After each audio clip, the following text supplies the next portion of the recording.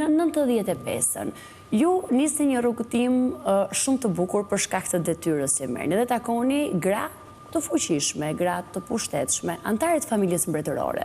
Një rrugëtim që dukshëm ju ka shënjuar. Çfarë mund të tregoni më tepër? Ajo që ka lënë gjurmë. Po? Gjurmë në mendjen time Është ka qenë Nën Tereza. Nën Tereza. Pse ka qenë Nën Tereza? Takimi i parë me të ka qenë në qendrën që ajo ngriti në rrugën Budi për të smurët, për njerëzit e pambrojtur. Aty kam shkuar për herë të parë me Saliun. Ka qenë prag Krishtlindjesh, një ditë e ftohtë, shumë e ftohtë ka qenë, dhe vesha çizme. Funit e herë, u shtolla me shall, ishte tepër ftohtë.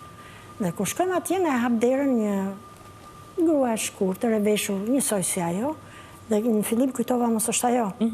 Ju çoj unë, tha atje. Dhe na çoj brenda. Na futi në një sallë kaq të madhe, ajo salla ishte shtruar me parket, në mes të sallës ishin 3-4 kova, s'më kujtohet, dhe 4 motra të Nën Terezës që fusnin shtupën në atë leckën në kovë, edhe fërkonin parketin. Kjo që na shoqëroi deri aty, shkoi tek njëra prej tyre, edhe i bëri me shenjë që të kërkojnë. Unë ngrit. Kur unë ngrit, aty e pash, ishte një feshë Nën Tereza, padyshim. Për kësaj dhome shkuam në një dhomë tjetër.